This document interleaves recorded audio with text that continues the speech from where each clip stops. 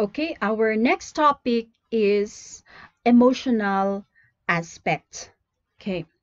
Um, I'm sure majority of you or almost all students use emoticons.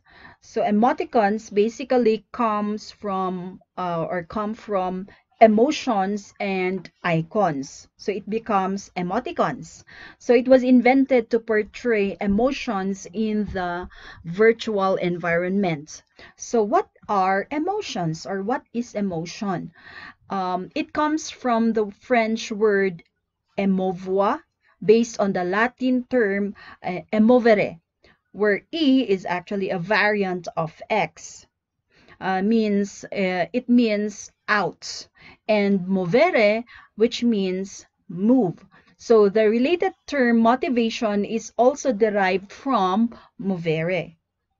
Okay, so emotion is basically an intense mental state that arises subjectively rather than through conscious effort and is often accompanied by physiological changes. So remember it arises subjectively. So you can actually control your emotions. Okay, so the outward expression or display of mood or feeling states. So that is emotion.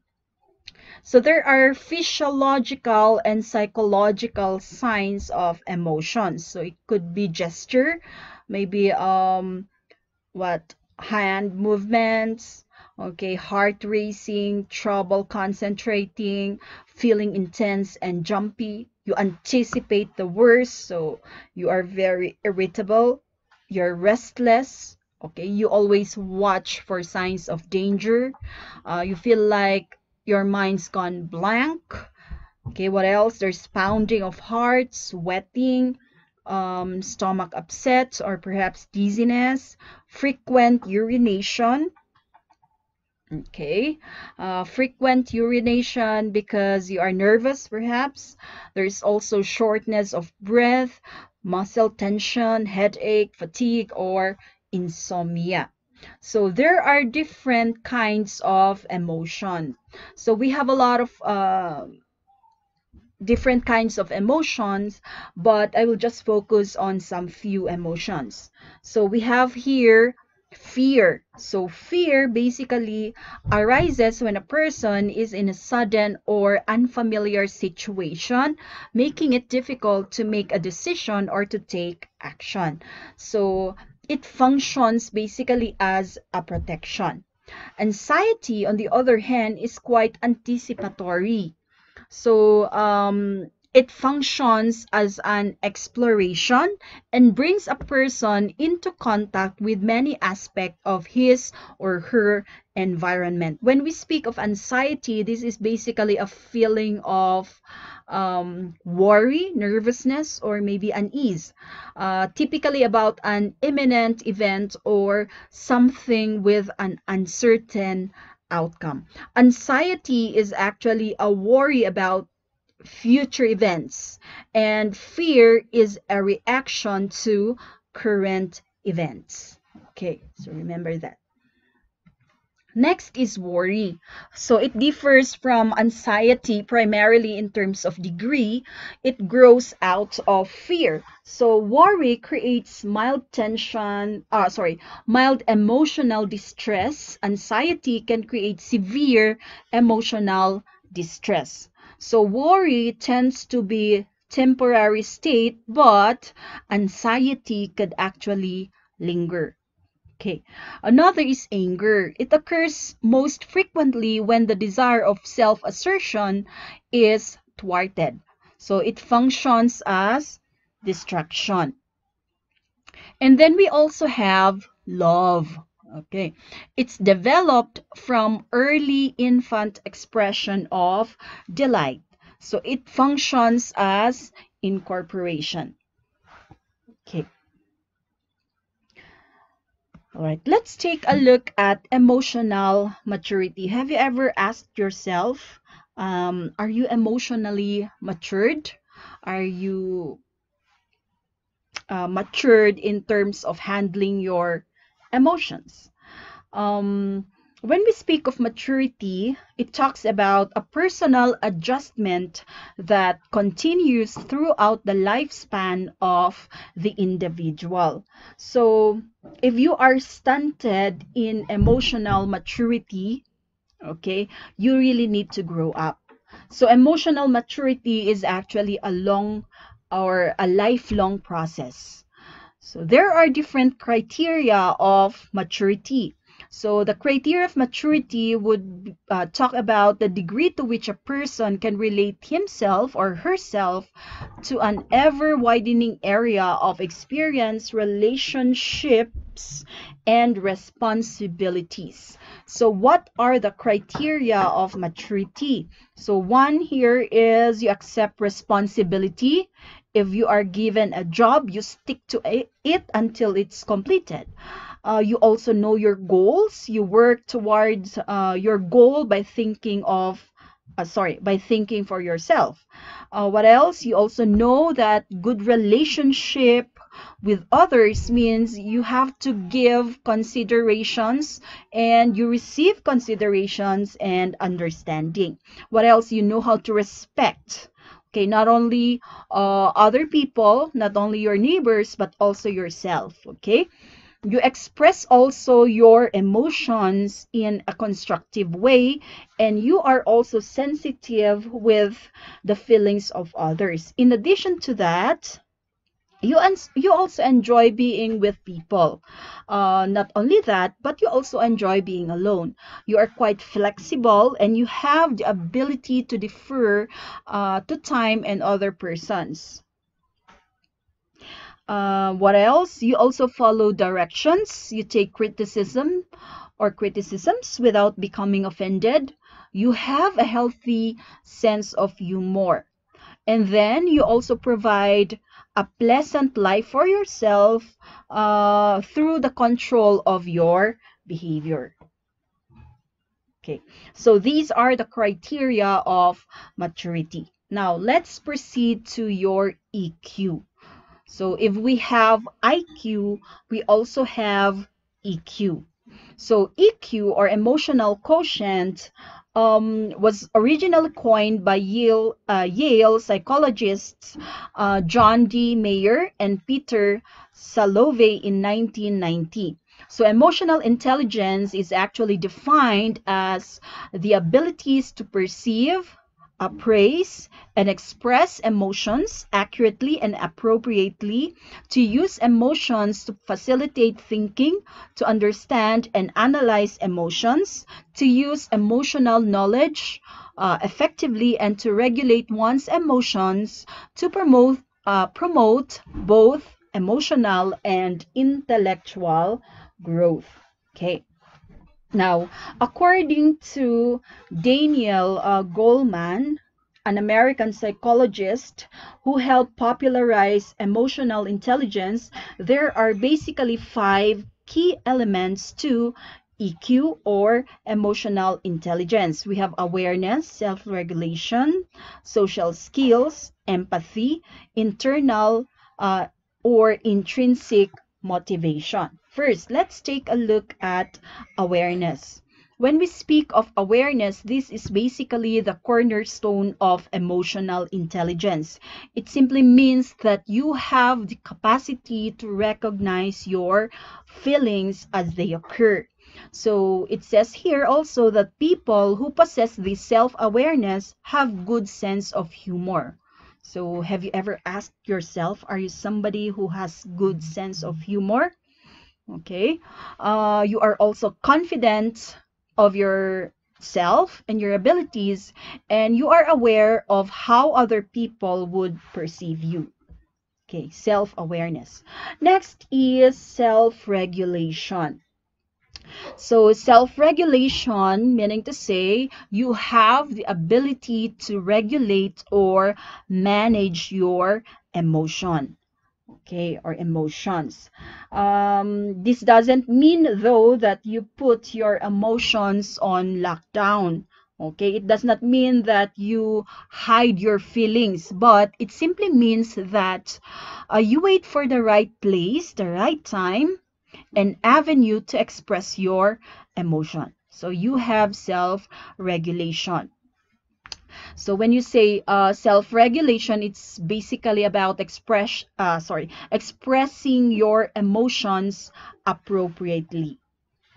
Okay. In addition to that, it says here that those who are skilled in self-regulation tend to be flexible and adapt well to change. They are also good at managing conflicts and diffusing tense or difficult situation. Okay. Next is social skills. So when we speak of social skills, you are being able to interact well with others, okay? And it says here too that true emotional understanding involves more than just understanding your own emotions and feelings of others, but you also need to be able to put this information to work in your daily interactions and communications. So basically, true emotional understanding would involve more than just understanding your emotions, but also you understand the emotions and feelings of others. Yan. So there are some important skills in your social skills, which include active listening, verbal communication skills, nonverbal communication skills, leadership, and of course, persuasiveness. Okay. Moreover, we also have empathy. So when we speak of empathy, this is the ability to understand how others are feeling. Okay. It is absolutely critical to emotional intelligence. Why? Because you are putting yourself in someone else's shoes. So when you sense someone who is feeling sad or hopeless, um, it will likely influence how you respond to that individual. So it's more than just being able to recognize emotional state of others, but it also involves your responses to people based on this information. And then finally, we have internal or intrinsic motivation. So it says here that people who are emotionally intelligent are motivated by things beyond mere external reward. Okay. So what are these external reward? We have money, fame, recognition, and acclaim.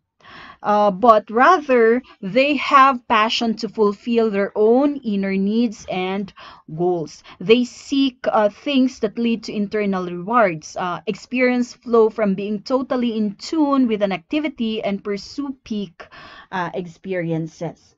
So, sorry. Those who are competent in this area tend to be action oriented.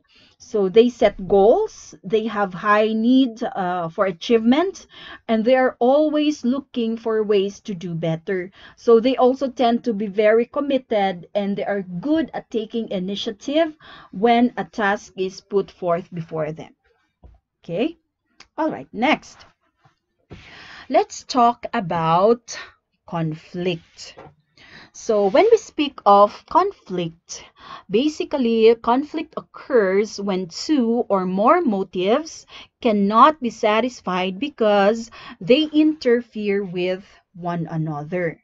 Okay, so there are attitudes in dealing with conflict. It could be approach. Okay, you approach things you want, or it could be avoidance. You avoid things that you do not want. Okay. All right. So in dealing with conflict, if you are to approach the situation, we have here approach conflict.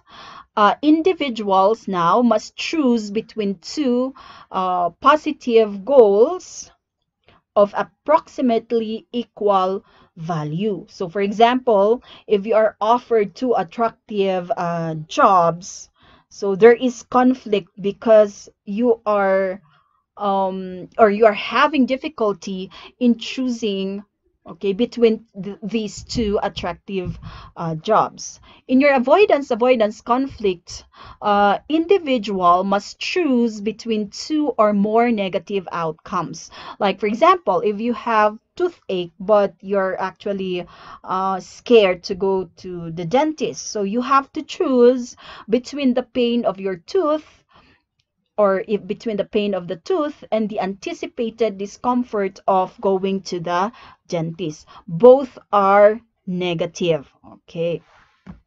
We also have your approach avoidance conflict. So it actually arises when obtaining a positive goal necessitates a negative outcome as well. So for example, a student is accepted to college in another place.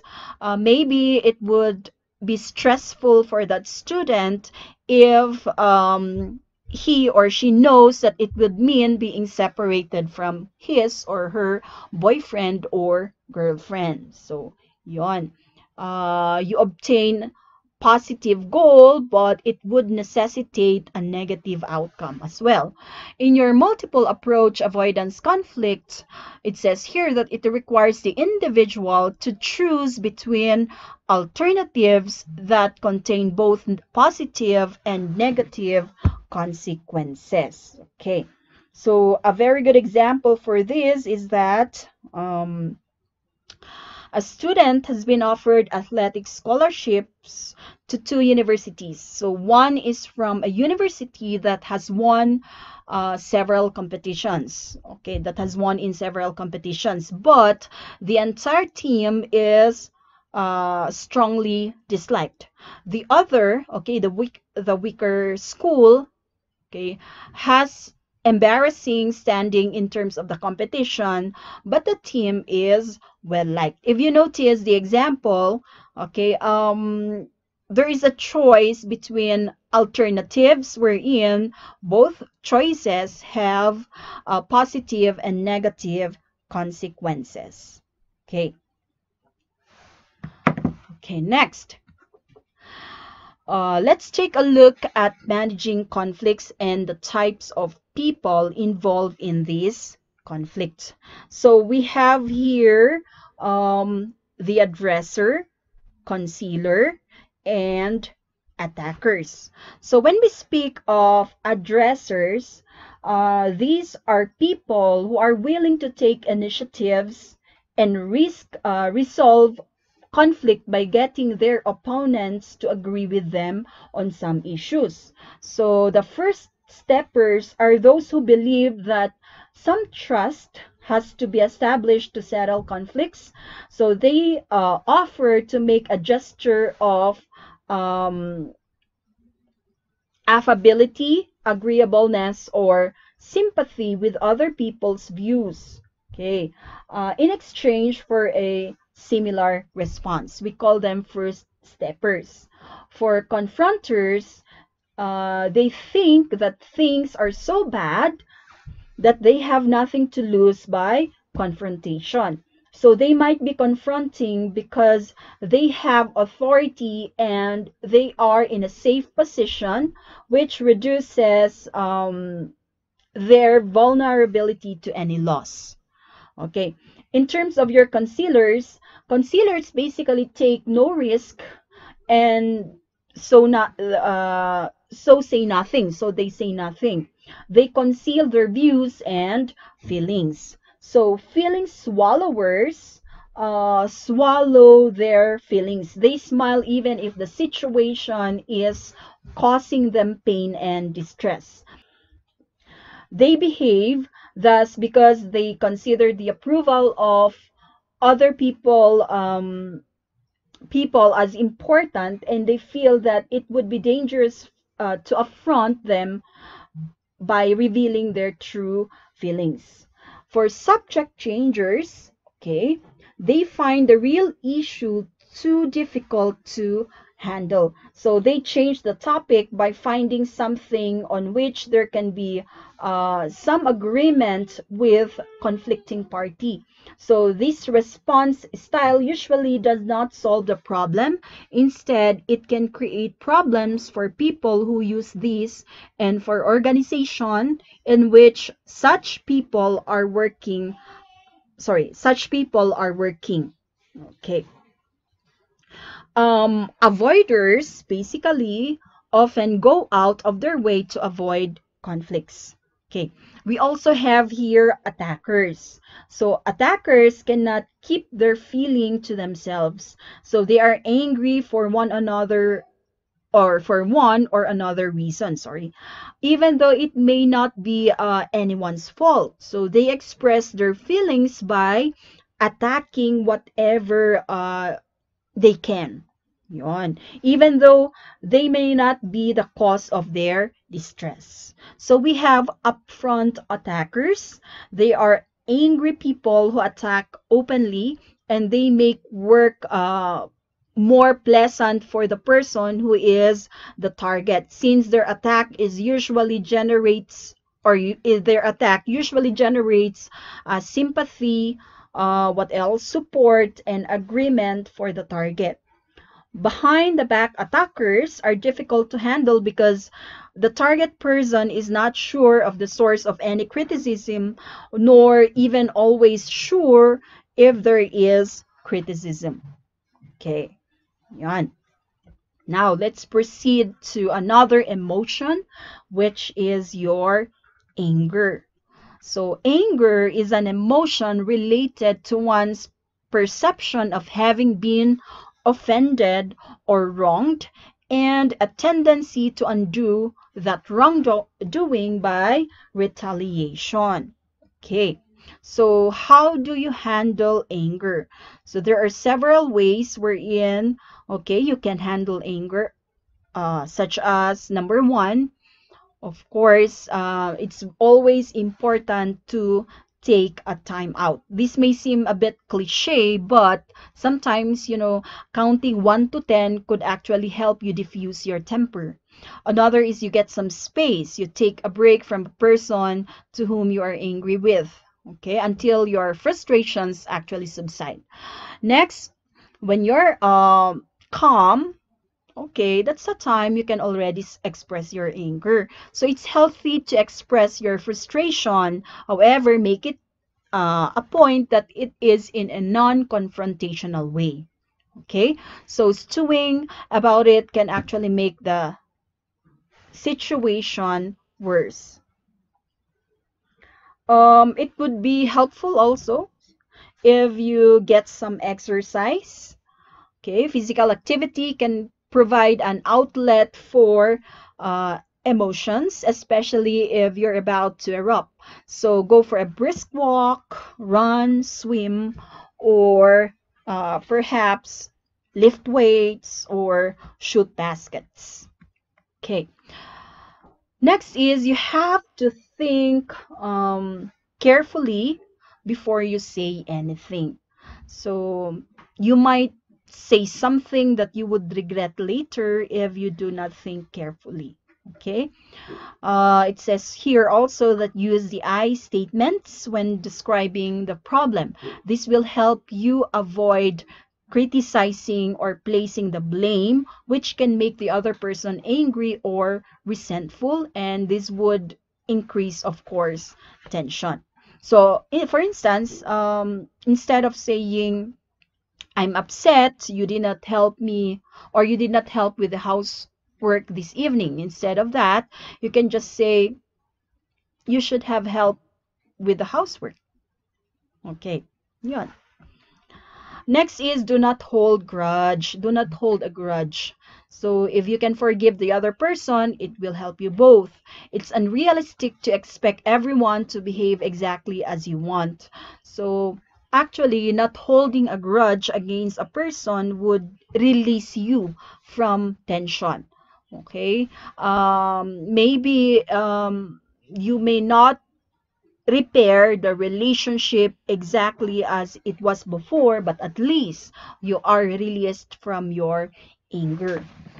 Perhaps another way to handle anger is to use humor to release tension. Okay, but be careful not to use sarcasm, um, because it might make the situation worse.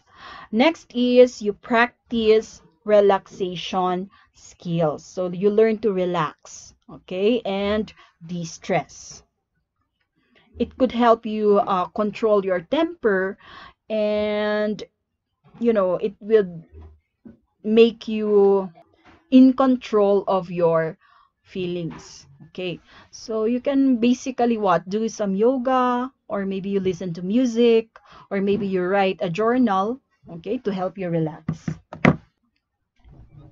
Okay, so we'll end it here for now. Perhaps I will see you again in my next lecture.